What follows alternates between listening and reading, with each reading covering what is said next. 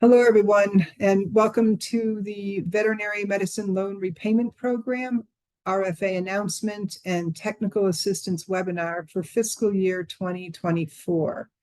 We hope you all have time to spend with us on this webinar so that you can get the most out of it, and that you have, if you have any questions or anything comes up while we're speaking, that you'll be sure to answer those questions so that everyone can benefit from the information at the end of this webinar. So there will be 4 of us speaking today, and we'll just switch speakers as we go along. I'm Kathy Bjork. I'm a national program leader with VMLRP. I'm a veterinarian. I've been with NIFA about 3.5 years. Bob Smith is a veterinarian with VMLRP with NIFA. He's been with NIFA, I think, 20 years now, and he's a co-lead, a national program leader on the VMLRP. We also have 2 other speakers. Danielle Farley is a program specialist with VMLRP and NIFA. She's been with NIFA about the same time as me.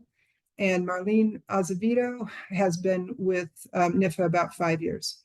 So we'll get started with the webinar, and hopefully we'll cover everything that you need to know. So next slide, please. So this webinar will be recorded. Please be sure your microphone is muted during the recording. If you need help with Zoom, you see the phone number there, 888-799-0125. Throughout the presentation, you may type any questions you have in the chat box. And then the slides and the recording from this conference or this webinar will be posted at the NIFA website within the next week or 2. Next slide, please. This is our non-discrimination statement.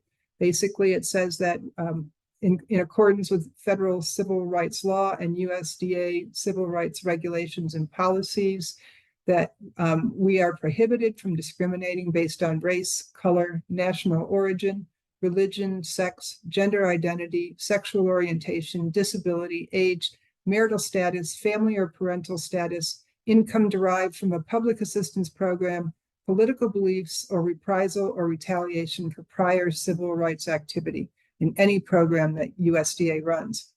And we've provided information here in case you have any questions or concerns, or you feel that discrimination has taken place. This is the information that we provide for you to get in touch with USDA to deal with that issue. Thank you. Next slide, please. So this is just an overview of the VMLRP program staff and leadership that 4 of us are speaking today. But Dr. Robert Godfrey is our division director, and he's the Animal Systems Division Director. His information is there. Then there's Bob Smith, our National Program Leader, myself, National Program Leader, Marlene Azevedo, Program Coordinator, and Danielle Farley, a Program Specialist. And then we also have Meredith Berry, who's very important to all of this because she is the person that helps with processing applications and keeps an eye on all the data. And she's very helpful with all of her knowledge about the awards and the applications. So if you have any questions, you can contact any of us on this page. Next slide, please. So today we're going to cover a NIFA overview first, then a program overview. Then we're going to go into details on the request for applications, or RFA. And then we're going to do the proposal evaluation process and additional information. So we anticipate this will take about 45 minutes. Next slide, please. Now, I think, are we on slide 8? Is this a NIFA overview? Okay, next slide, please. This is still mine, Bob. So the National Institute of Food and Agriculture is the extramural science funding agency within the USDA's REE mission area. That's USDA's Research, Education, and Economics mission area. NIFA invests in and supports initiatives that ensure the long-term viability of agriculture.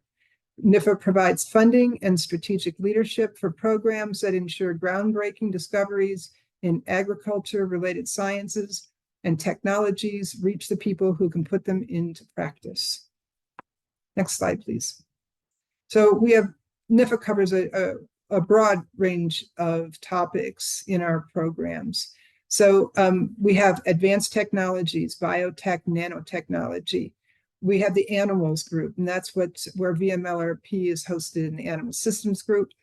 Then business and economy, natural resources, education, environment, farming and ranching, human sciences, food science, food and nutrition security, international work, and plants. So if you are interested in any of the programs that NIFA runs, you can Google NIFA with any one of these topics and learn a great deal more about our programs. Next slide, please. Okay, I think we're going into the program overview, and I think that's where we're going to hand it off to Bob. Yep, thank you. Thank you, Kathy. Next slide, please. So we're going to talk about the VMLRP, and sorry about all the acronyms. We're a federal agency, and so this is what we live by. But it's a veterinary medicine loan repayment program. And the purpose is really, it's really important that the United States have a really strong supply of food animal veterinarians. And so this was actually set up, started about 21 years ago, when they went ahead to create a program that would give incentive to veterinarians to actually allow them to serve in rural areas, mixed animal, food animal, or small animal in a mixed capacity within these rural areas. So there are some short-term objectives. One is to match the need we have throughout the United States and all the different states for veterinary services. We need to get veterinarians out there to actually work with the producers to provide veterinary services. And the long-term objective is actually to help those applicants, those veterinarians, to actually be able to pay back the loan for them going to school and sustaining that debt for going and achieving a veterinary education. So next slide, please. So these are a bunch of the regulations and rules, and I'm not going to go over each one of them. I can just tell you that the fact is that they started out a number of years ago through the National Veterinary Medicine Service Act, and it's been building ever since. So even though that act was established in 2003, the first panel for VMLRP wasn't really held until 2010. And so we've held it every year, even currently, and right now Congress loves the program and they want to continue to fund it, and these are the regulations. Next slide, please. So in order to apply for this program, it's important that, one, it's for veterinarians, for those that have DVMs or VMDs that will have graduated by July 1st of the year to which they're making the application. And so for this year, 2024, if you're applying, then you'd be having to graduate by at least July 1st. Many schools graduate earlier than that. You'd have to have a minimum debt loan of $15,000, and that's a debt for your DVM or VMD education loan only, not loans from previous years for undergraduate work or even for work that you're doing towards a graduate degree. You need to establish the fact that you've either have an offer of employment to a designated shortage area, or if you want to be a sole practitioner, you have to state that you're going to go into an area and you're going to serve that area by yourself in your own practice. You need to have certifications. This could be ALAC certifications, not ALAC. This could be APHIS accreditation certifications, things of that nature. And so there are going to be requirements for that. If you're going to a specific state, you're going to have a license in that state, etc. You also don't want to be involved with owing another obligation, such as paying back a loan, working for a state or a federal entity to pay back a loan. If you already have that obligation, then you're not going to be eligible to work with our program or get an award until you're finished with that obligation. And you also got to pay your taxes. So if you have a situation where you owe the federal government some money, they frown upon giving you more money to actually establish your practice if you haven't paid your federal debt. Next slide, please. So for renewal applicants, they need to actually meet all the requirements from a new applicant, but they need to have either be a current, if they're going to apply to the current area to which they're serving, they need to do that during the 3rd year of their agreement that they're actively serving or the following year. So if you're applying this year, 2024, then you want to have an agreement start date that was January 1st of 2021 and as far forward as January 1st, 2022. If a renewing applicant is uncertain if they meet that, if they have the qualifications or meet the start date, give us a call. We have a lot of people that are working around the clock. We'll answer your questions. I get calls all the time. I'm sure Kathy does too. And that we're more than happy to answer your questions, or we'll find the answers to them. And if an applicant is applying as a renewal applicant to a veterinary shortage area, and they have exceeded or gone, if they want to go to another area, they're going to actually have to apply for a new nominated area. So they can get a renewal, but if they're not going to be serving in the same area, they have to look for a new nomination. So that would be one that would be posted in the 2024 nominations. Next slide, please. So looking at the nominated areas, these are done by state animal health officials. They're done by the federal chief veterinary officer, the CVO, for federal positions. And they're actually going for designated areas that they have been determined to be shortage in veterinary services.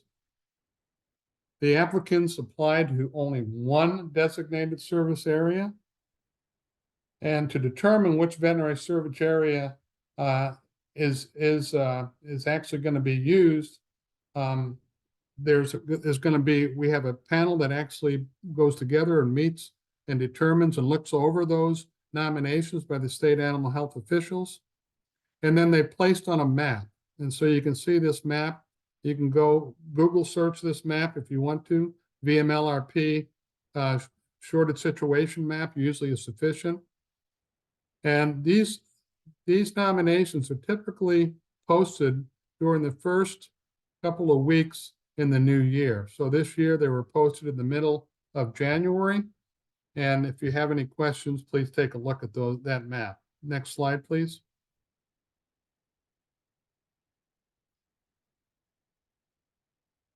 So the description of the area that you're going to see in these nominations, they're going to talk about counties, obviously for specific states, but within those states, they'll have counties that they're nominating that'll be called service areas. The state animal health official will be looking for you to focus on what they call must-serve species. Usually they'll list 2, maybe 3 must-serve species. Excuse me. And they may list may-serve species, but we're now giving credit to anybody that serves in these areas that they can get credit for serving any other agricultural species, such as aquaculture or honeybees, any other animals that are agriculturally oriented other than the must-serve species. They can get credit for that. And so you'll see that as may-serve. These are also put into different types. So 2 types, type 1 and type 2, are for private practice, and type 3 is for public practice. When we talk about a full-time equivalent commitment, we're talking about 40 hours typically for a week. And we have minimum numbers that will associate with each type. It'll be in the next slide. But understand that for private practice, you're going to be doing routine and emergency medical and surgical support. You'd be doing some educational training per se. You might even support the local fair. You might be supporting a local sale barn area. And of course, you'll be supporting the state and the regulatory concerns for interstate shipment or international shipment of animals. So it's a regulatory component. For the public types, that would be more in line with something that's done at a diagnostic lab or at a state level facility. So food safety, epidemiology, public health, and regulatory. And it can cover all those or one of those individually.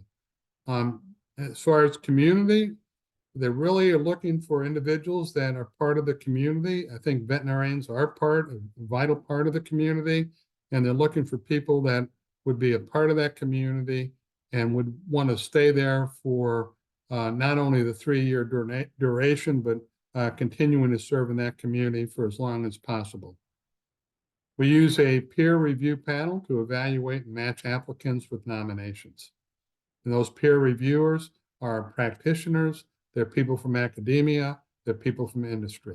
Next slide, please.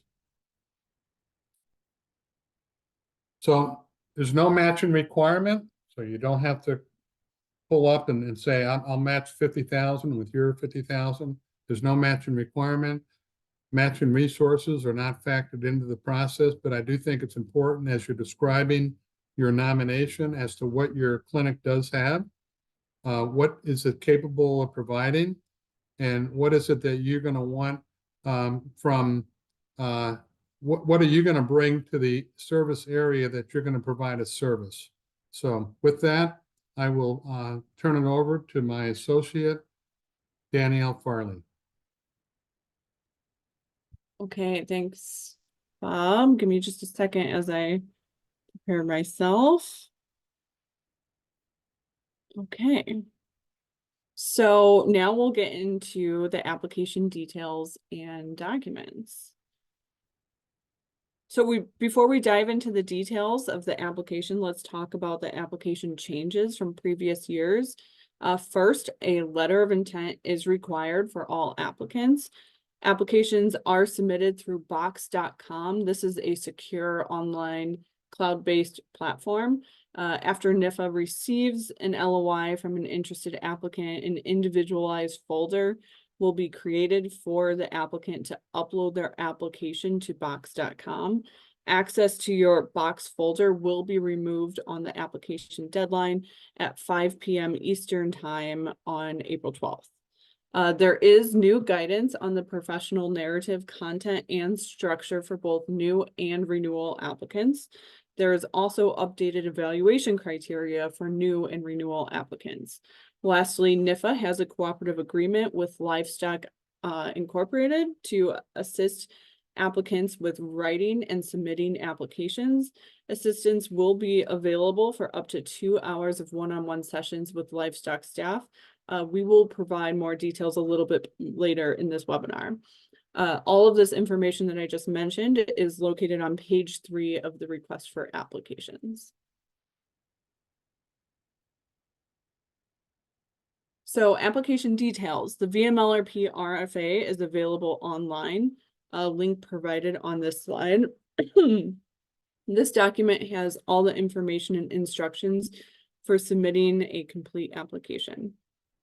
The letter of intent deadline is April 1st, 2024 at 5 p.m. Eastern Time, and the application deadline is April 12th, 2024 at 5 p.m. Eastern Time. Once you submit an LOI, again, NIFA staff will create a box folder with your first and last name. This is where you will upload your application to. The total funding available for fiscal year 2024 is $9 million, and the maximum funding per award is $104,250,000, and that includes tax liability. This information is located on page 1 of the RFA. All right, let's talk about the letter of intent. The information I'm about to cover is located on page 13 of the RFA and is required to submit an LOI as an email stating your intent to apply to the program. If you do not submit a letter of intent by April 1st at 5 p.m. Eastern Standard Time, you will not be able to apply.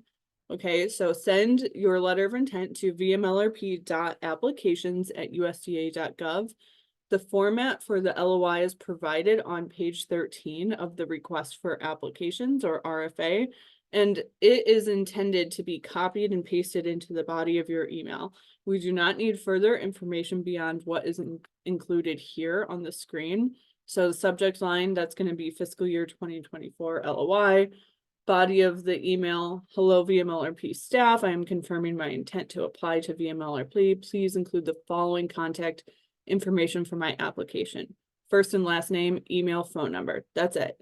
Upon receipt of the LOI, again, NIFA staff will create this individualized folder in box.com with your first and last name. Applicants will receive a confirmation email after an LOI is received and a folder in box.com is created. The email will include specific instructions for how to upload documents to your individual folder for application submission. An email will be sent also from box.com inviting applicants to access their individual folder for application submission. It'll say something like Meredith Berry or Danielle Farley is inviting you to box folder, and then the title of the folder, which would be your last name, comma, first name. It is important that you accept your invitation to the box folder. Okay, if you are using a government or university email in your LOI, you may have some difficulties accessing Box. Box recognizes universities or government emails that should have a license with Box. So if this is the case, if you're not able to access with the initial email you provided, please email us at vmlrp.applications@usda.gov and request a different email to be used. We'll be very quick in our response to setting that up for you.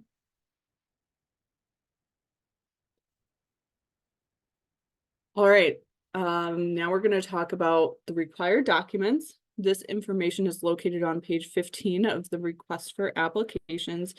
There are two components of a VMLRP application, the program document and the loan document. Both will be uploaded as PDFs to your Box folder. So there are 3 required forms: the application part 1 program form and the application part 2 loan form. And then lastly, the application part 3 recommendations. The recommendation forms are typically submitted directly to NIFA staff by your 3 recommenders. The link to these required forms is provided on this slide and also is linked in the RFA. Okay, so now let's talk about what to include in your program document. This information is also on page 15 of the request for applications RFA. Everything listed on this slide will be included as one PDF, not as separate documents. To do this, you will need to save these documents separately and merge them into one PDF, not a PDF portfolio. This is very important. Another very simple option to make this one PDF document is to print everything and scan it to a single PDF. The main thing that you need to know here is the program document is one PDF. It's not 7 separate PDFs. Your application will not be accepted in this format. So now let's discuss what to include in your program document. You will include your application part 1 program form. Fill this out as completely as you can. If anything doesn't apply to you, for example, if you are not yet licensed or accredited or have not yet graduated, you can put NA. For your resume, this is not to exceed 2 pages. Also, please do not include photos of yourself on your resume. They will be redacted before they go to panel. With the program document, you will also include unofficial transcripts. If you, for some reason, cannot obtain an unofficial transcript, please email the VMLRP.applications inbox. We will direct you to other options for using your official transcripts, but official transcripts are not required. In the program document, you will also include your veterinary license and APHIS accreditation. If you are already in practice, you will include a copy of your license and APHIS accreditation for the state you are applying to serve. If you are licensed in multiple states, we do not need all copies, just for the state you are applying to serve. If you are applying for a joint state shortage situation area, so for example, California and Arizona, please do provide your license and accreditation for both of those states. If you are a graduating senior and are not yet licensed, please indicate so on the program form. If you are offered an award, we will request this information at a later date once you've had time to obtain this. Your next on the list is your professional narrative, and that will be included in your program document. More details to come.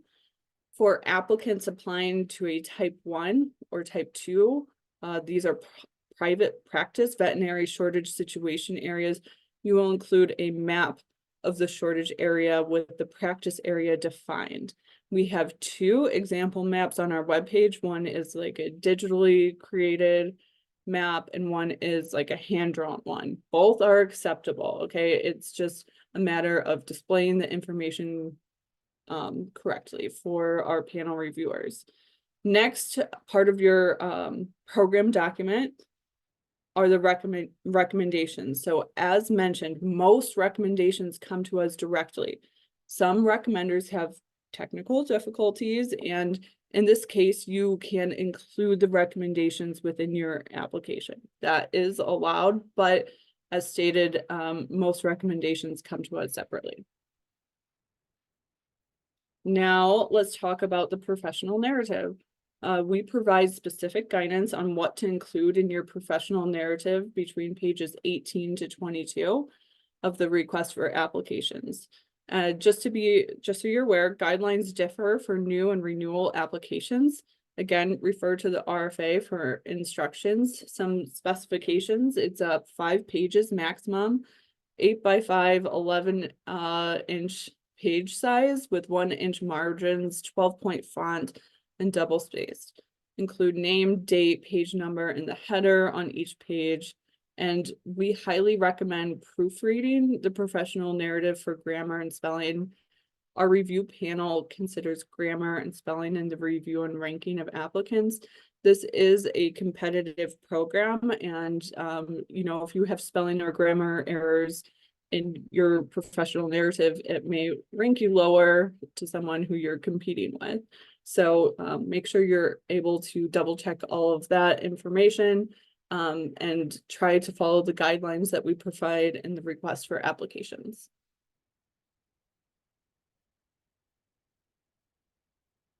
Now let's talk about the recommendation. So 3 recommendations are required. These may be colleagues, producers, mentors, people who can attest to your skill as a food animal or mixed animal veterinarian. These are not recommendations are not to include family members, so relatives, family members, people of that nature who may not be the best at attesting to your professional skill. So each recommender must complete the application part 3 recommendation form. As you're directing your recommenders, if you're reaching out to them, just let them know handwritten responses on any part of this form will not be accepted, and they'll not be considered. Well, they'll need to be sent back and fixed. So recommendations, as I mentioned, can be submitted as part of your program document, as stated on page 15, but most of them, okay, are emailed to us directly at vmlrp.applications@usda.gov, or there is a fax number that's on the recommendation form, and it's also located in page 26 of the request for applications. All right, now let's dive into the loan document. So just like the program document, all of these forms will be uploaded as a single PDF to your box folders, not as separate documents. Again, to do this, you will need to save each of these documents separately and merge them into one PDF, not a PDF portfolio, or again, another option is to print everything and to scan in to a single PDF. So now let's discuss what to include in your loan document. You will include the application part 2 financial form for each loan service provider. You will include a master promissory note, consolidated promissory notes for each of your loan service provider if your loans have been consolidated. You will include a loan servicer account statement and individual loan details. You will include a student aid loan summary and student aid loan individual loan detail report from your federal student aid or FSA website. This information is located on page 15 of the request for applications. All right, application part 2, the financial form. On the form, complete sections 1 through 3 for each loan servicer. If you have different loan servicers, complete as a separate form for each servicer. If your loans have been consolidated into one account, only submit one financial form. We recommend gathering all educational loan information before starting the forms. Submit the financial forms as part of the loan document. This information is located on page 15, 22, and 23 of the request for applications. All right, so now let's talk about the FSA loan summary and details report. On this slide is a link to the federal student aid website. You will include an aid summary report. You will also include an individual loan detail report or reports if you have multiple loans for every loan listed in your aid summary report. This information is located on page 23 of the request for applications. So Bob mentioned eligible loans, but let's just briefly revisit that. Qualifying loans are from veterinary education leading to a DVM or VMD degree from an AVMA accredited institution. Eligible expenses from your loans can include tuition expenses, other reasonable educational expenses, and reasonable living expenses. There's no maximum loan amount. However, the minimum loan amount eligible for this program is $15,000 in the qualifying loan amount. This information is located on page 11 of the request for applications. Ineligible loans include loans not obtained from a lending institution subject to examination by U.S.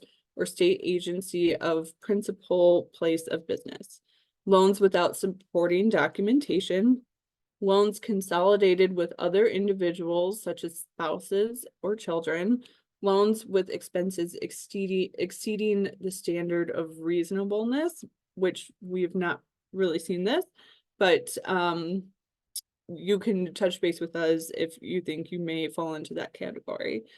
Debt incurred under a similar program, non-educational such as home equity loans, loans not in current payment status. So if your loans are default or in delinquency status, they're not eligible.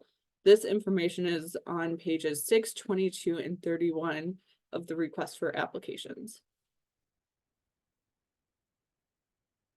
Okay, now let's talk about the LOI and application submission. Again, the letter of intent must be received by April 1st, 2024 at 5 p.m. Eastern Standard Time. NIFA will establish a box.com folder for each applicant. You will need to accept access to this folder. So you will need to log into Box and make sure you have full access to this folder. NIFA staff will upload a document that will track your letters of recommendation. That's the only other document that you should see in that folder when you log in. So to submit your application, you will upload 2 PDF documents to your individual Box folder. This will be the program document and the loan document. Applicant access to Box.com folder will be removed at 5 p.m. Eastern Standard Time on Friday, April 12th, 2024. And NIFA only accepts electronic submission of applications. So make sure to upload your documents into the folder, and that folder will be with your first and last name, first name.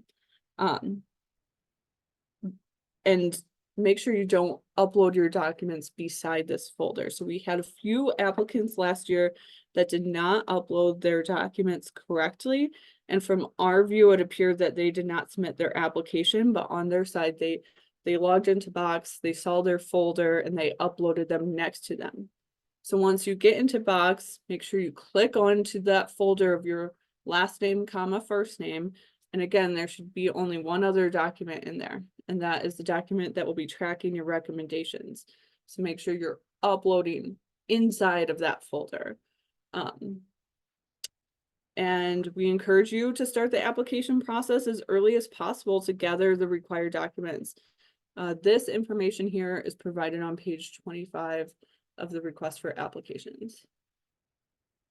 So as mentioned earlier, NIFA has entered into a cooperative agreement with Livestock Incorporated to assist VMLRP applicants with writing and submitting their applications.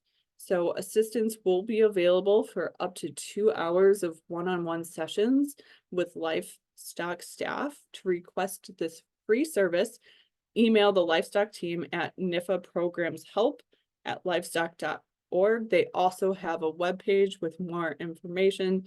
That link is provided here, and this information is also located on page 26 of the request for applications. And with that, I will hand it over to my colleague, Marlene Azevedo. Thanks, Danielle. I will be reviewing the proposal evaluation process. Next slide.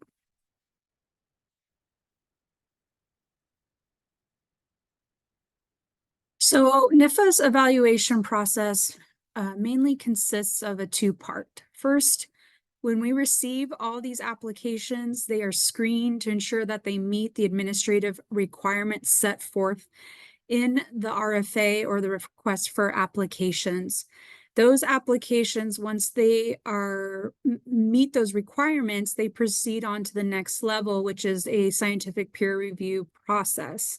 And they use to technically evaluate each application.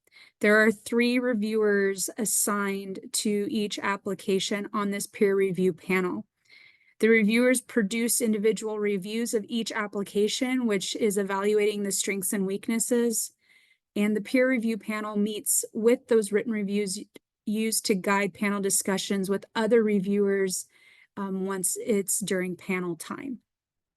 Through these discussions, panelists come to consensus on the final rating and ranking of each application. You can find out the information of the evaluation process on page 28 within the RFA. These NIFA peer reviewers consist of various people, as Bob mentioned earlier, that's based on their training and expertise relevant to the veterinary medicine workforce. Next slide, please. One of the major key areas as well to review in the RFA is the evaluation criteria. And this is a section within the RFA that panelists, these panel reviewers evaluate using this for each application submitted that passes the administrative review. There are different evaluation criteria for new and renewal applicants, and we'll review the differences between both. And the evaluation criteria section starts on page 28 with the new applicants. And the first section, which is the majority, is consisted of the expertise and experience, which is 50%. This relates to the demonstration of the applicant's ability, knowledge, skills, and experience related to the needs indicated in that shortage nomination. Next slide. This continues on with 2 other categories for new applicants. We have achievability, sustainability, and fit to the shortage area, which is 35%. And this relates to the applicant's ability to basically demonstrate potential for long-term success in the shortage area. And it's prioritizing basically the needs of those veterinary shortage situations overall priority. And that's worth 35%. And as Danielle mentioned earlier, 15% is equated for the evaluation on clarity and quality of the professional narrative and your resume, in addition to the map that is developed for your application. This can be found on page 28 within the RFA. Next slide, please. Now, as previously mentioned, renewal applicants have a different set of evaluation criteria. They are similar in categories, but differ within the requirements within each one of those categories. So if you are a new and renewal, please review these individually that basically apply to you, and to determine which suits best for your needs in developing your application and professional narrative. So the evaluation criteria for renewals starts on page 29 within the RFA. It also reviews expertise and experience weighted at 50%. And as previously mentioned, it's based on the applicant's knowledge, skills, and abilities and experience related to the needs of what is written in that veterinary shortage situation. Next slide, please. The main difference is the second category, because once a renewal is going through into their next possible service agreement with the VMLRP, the panel reviewers want to know and understand the impact, sustainability, and mitigation of the shortage area that you were previously awarded. This is weighted at 35%, and it's slightly different from previous new applicants because you are going to be referring to your goals accomplished.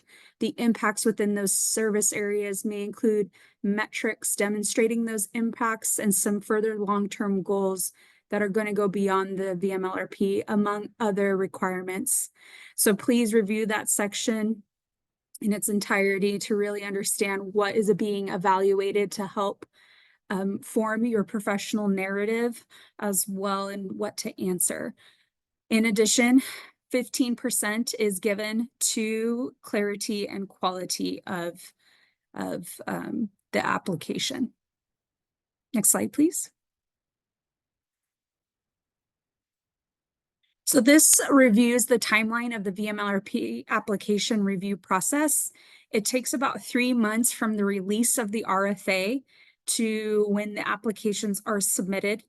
Then there are another 3 months to have the peer review panel review each application that was submitted that passed administrative review, so that that peer review panel can finalize the rating and ranking of each applicant. Then it takes about 2 months for the awards to be finalized and for those that received an award to be notified and or did not receive an award. So on average, this competitive program takes about 3 or 8 months from the proposal due date to an award being made to an individual. And we will keep you updated as much as possible, as we appreciate your patience throughout this process. Next slide, please. If you have any questions related to the VMLRP application process, you can email the VMLRP@usda.gov or the VMLRP.applications@usda.gov. Next slide. I'll return it back to Kathy. Thank you. Muted, there I am. Okay. Thank you, Marlene and Danielle and Bob, for giving us this rather intense amount of information in a short period of time.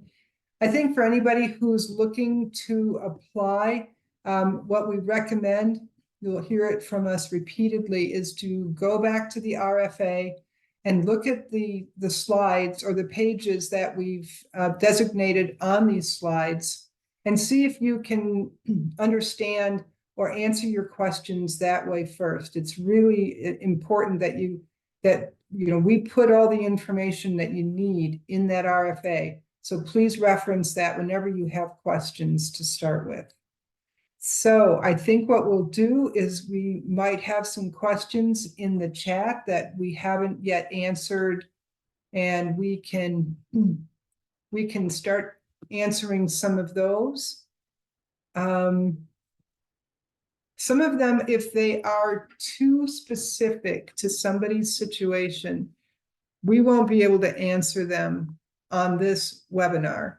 And those will probably need to be answered offline with an email to the program staff that Marlene cited, the VMLRP and the VMLRP.applications emails. So it looks as though You want me to read them, Cap? yeah, you could read it and then see if this is something that needs to be forwarded to the email. Go ahead, Marlene. So one question was, when filling out the loan detail forms, if all of my loans are under one lending institution, but they are not consolidated, do you want a separate form for each loan under that lending institution, or is it a general total acceptable? And I can answer that. Thank you.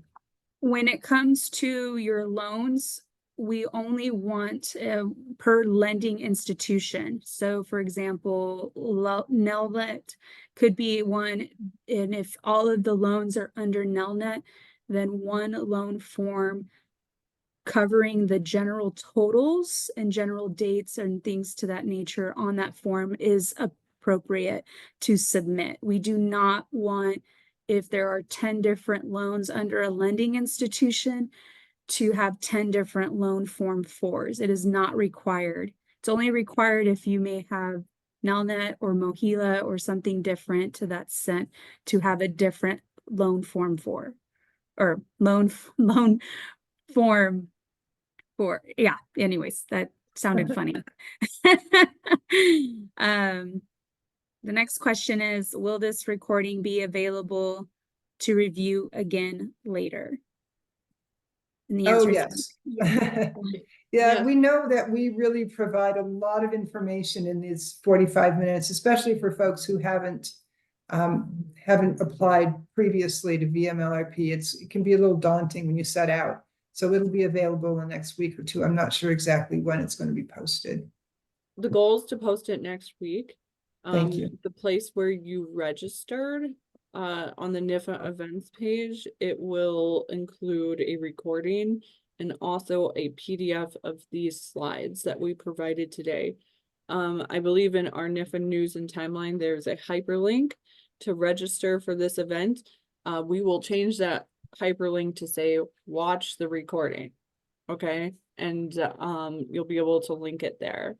We'll also email everyone who's registered to let them know once the recording and the slides are posted. So the next question. I was going to say, Marlene, this next question, I read it. I think you might need I'm going to to consolidate it. I was going to say, you might need to read it and answer it. Thank you. Yeah.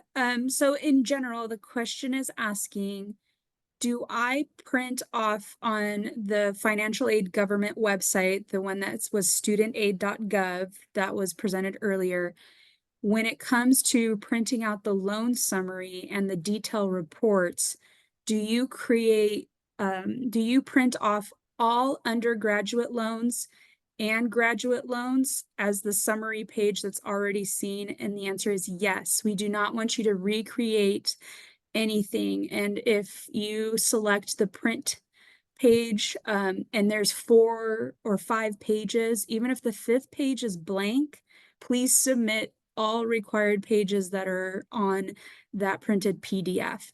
We look at all those different loans in establishing the eligibility in the end. So it's okay if undergraduate and graduate loans are listed. The next question is, how do we provide proof of APHIS accreditation? And I believe, Danielle, if you want to read off your answer. Well, on page 18 of the request for applications, number 5, there is a hyperlink. Okay, and if you go to that site, you should be able to enter your last name and accreditation number. And from that, that'll be proof. Okay, so there's just instructions on page 18 of the request for applications and how to provide that to us.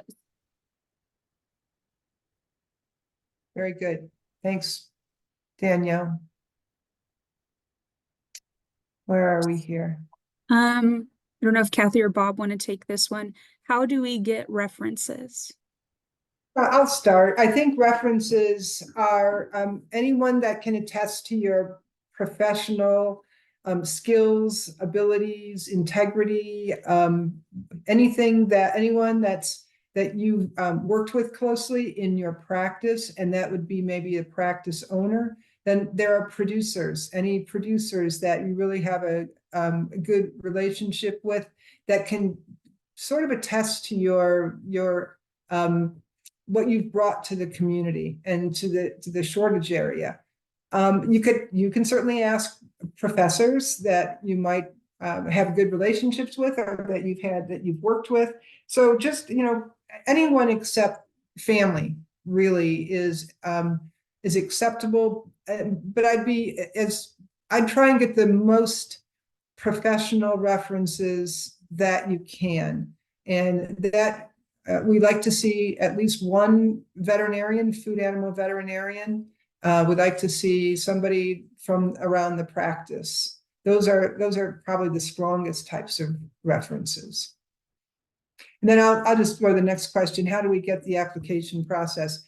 Really, if you look at this this webinar, I think we spelled it out pretty well, the whole application process, and then the pages in the RFA. So just go back and review those and read the RFA in detail, because the process is pretty well spelled out there. I think Danielle gave a pretty good overview of it. Just make sure you get your letter of intent in, and then have your box account set up, and then start working on your documents. And the peer review panel, I'll answer this one really quickly, is literally your peers in food animal veterinary practice. They can be drawn from the practicing community across the country. So it could be anyone in food animal practice within the US or insular areas, can be academics, people who have a great interest in this program. We are always happy to have them join us. They've been a great resource for us. And then there are some regulatory veterinarians, folks from the states or even the federal government, who are familiar with the program, and that they are some of our best advocates. So the peer review panel is meant to be diverse and to really represent a good range of expertise across food animal veterinary practice. Okay. Danielle answered one there. Did I miss Marlene? Okay. Okay, is there another one? Yeah, there's a couple more. Okay. Maybe you want to take this one too. Is APHIS certification required? If it's on the shortage nomination, yes, it is. And and Bob might want to jump in here as well, that APHIS accreditation is really a very important component of food animal practice.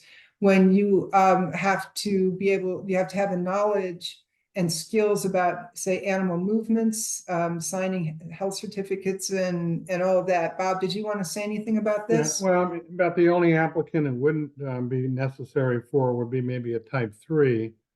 But again, it depends on what those responsibilities would be. But just about every food animal practitioner that I've talked with, or when I was in practice, you had to have an accreditation. The states sponsor those.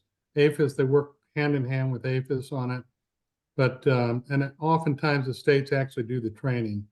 But they do require it, and you're going to be really sort of working indirectly, whether you like it or not, for the state animal health official, and be doing regulatory work, whether it's going into a herd or flock and actually having to condemn it or close it down or take some samples for them or something of that nature. That is a regulatory issue. And so we really encourage applicants to have that. You don't have to have it now, but you have to have the intent of getting it. And so when panel reviewers look at your application, that is something they look for. So. Thanks, Bob.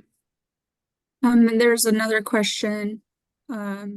Is an unofficial transcript required for each degree, such as undergrad, master's, DVM? And the only requirement is to showcase the DVM and when it was conferred, Right. and all the semesters associated to receiving that DVM. For the references, can they be sent back to the applicant to be included into the PDF, or do they have to be sent by fax email from the recommender to the VMLRP first? I think they can go either way, can't they? Yes. It's just dependent, but to keep the recommender to fully attest to that, they can send it directly to us, but it can be included in the application at the time. When and once again, recommendations are included in that program document, so they have the same deadline of April 12th as all the other documents required to be submitted. Yeah. And this is a challenge. This is something that they should be aware of. This is always a challenge, that they think they've contacted references. They think the references have submitted them, and lo and behold, we haven't received them yet. And so there's got to be some way you want to check with your references, maybe a week out before the deadline, just to double check to say, hey, I don't mean to pester you, but were you able to submit your reference for me? It doesn't hurt to send them a nice friendly reminder. Yes, and NIFA staff, so NIFA staff are uploading a document, right, to your folder. And that document is tracking your references. We are calling that document the recommenders, what is it? The recommenders submission verification. So we'll write the name of the recommender and when it was received by us. So your first place in checking to see if your recommender has submitted to us is that location. As it gets close to the application deadline, just know we're processing roughly 3 recommenders for about 150 applicants. So if you don't see it and they tell you they've submitted, just wait a few days and keep checking that document in your box folder. The next question is there specific formatting needed for recommendation letters? Danielle, do you want to take that one? Yes. So there's a required form that recommenders need to use. This is referenced in the request for applications. I'm going to get that page number for you in just a second. It's also available on our web page for the required documents section. I will pop that link in the chat, but it's a form they fill out and there's specific questions that are asked. So it's not free form at all. It's a specific form that they fill. And Luke, I'm going to grab that and include it in the chat in just a second, okay? And So I Danielle, think- does that form have to be typed? Yes, it cannot be handwritten. Okay. We cannot process it as a handwritten document. It must be typed and include a signature. Awesome. And Danielle answered this next question, but I'm going to just say it out loud for the recording. Is the letter of intent strictly what is on the instructions? And it was indicated as yes. Please only send what is listed on page 13 of the request for application. Nothing else is needed for the letter of intent. The next question, Bob or Kathy, are applicants at a disadvantage if they foresee a period of absenteeism, such as on a maternity leave? No. Not a problem. Go ahead, Kathy. No, I was gonna say, the only thing is, we would be very concerned, if you plan to leave the program. If it was clear that you were applying for a very short time and were not going to return to practice, because we do want people to be able to finish their service agreement. So we do allow for maternity leaves and health leaves from the program, and we are happy to work with you. So just reach out when that happens. And, but as I said, it would be discouraging to us if it was the intent to leave the program after only a short time being in the program. And there are no more questions. Great. If anyone does have questions, you can always raise your hand and come off mute and answer them or ask them verbally. How do I access this recording so I can come back to this if I want to? Yeah, so we will be posting it on the NIFA events page that you most likely registered for this event for, and we'll also link to it on the NIFA or the VMLRP news and timeline webpage. And if you've registered for this event, we will email everyone who's registered with that link, and that will be sometime next week.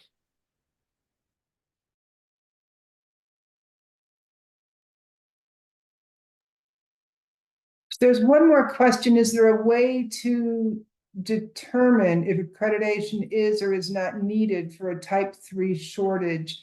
Look at the nomination form. And that's where we try to have all of the information made available to applicants.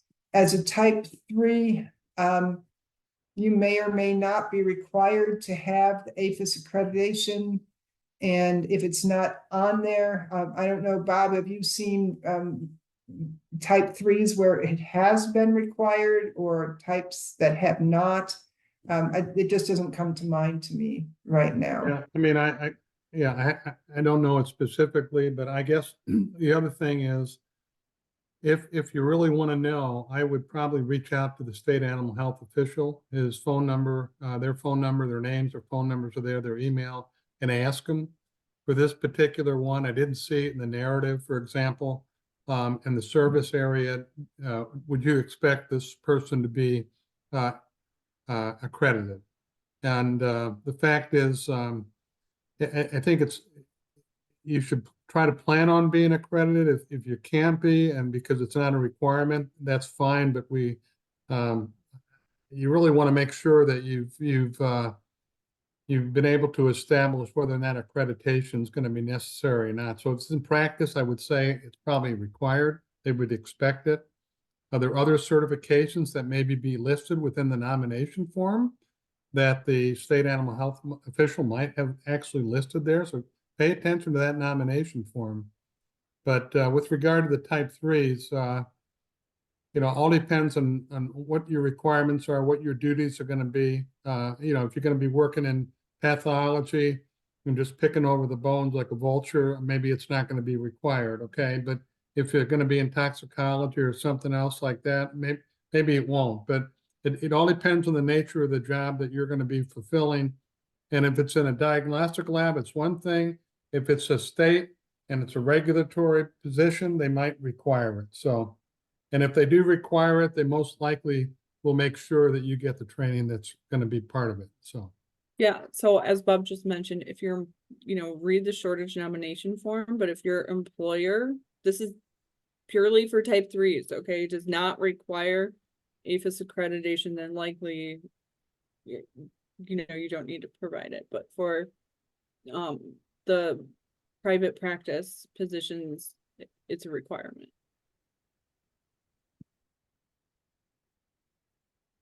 We have 2 more questions. If we have technical issues with merging PDFs, etc., is there assistance available? I can start. I know that we have some links on the RFA that gives instructions on how to do it. And then from there, you can always probably reach out to our team to see if we could better assist. But there are information, how-tos on how to do that with merging PDFs and such. I don't know if Danielle, you have anything else to add?